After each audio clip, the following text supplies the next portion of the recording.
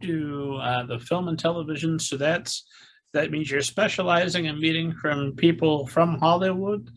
You're selling rights, even if there's never going to be a film project. What does a film and television rights agent do with your day? So what I do is I do different things. One thing that I do is I kind of have the database of like both.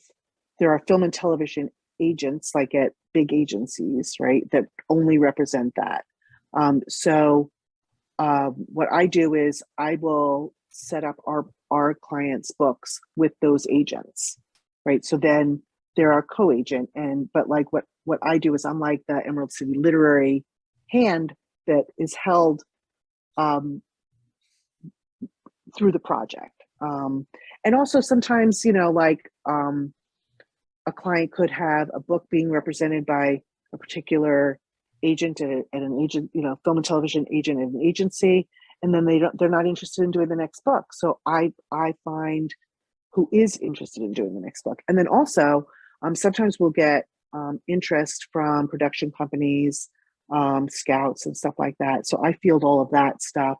I send stuff out to production companies and producers, and it's really, really fun. But like Hollywood is very, very different than publishing. I couldn't even tell you how, but they're even, and that you can always tell in the Hollywood people who came up from publishing, because basically I'm dealing with like book to film people, and not all the book to film people started in publishing. That some of them started in Hollywood, and it's like the book people are just clearly book people, and then the Hollywood people are exactly what you would think Hollywood people are. So I don't know. So what does my day look like? It's never like it's any day of never looks the same, because it's always like a little bit of this, a little bit of that, a little bit of working with my clients, dealing with teaching, creating something that I'm going to be teaching, dealing with like film and television stuff, emails and emails and emails coming in from like the publishers or clients, or when I'm open to queries, the queries, oh my gosh, it just feels like flooded. It can be very overwhelming for me.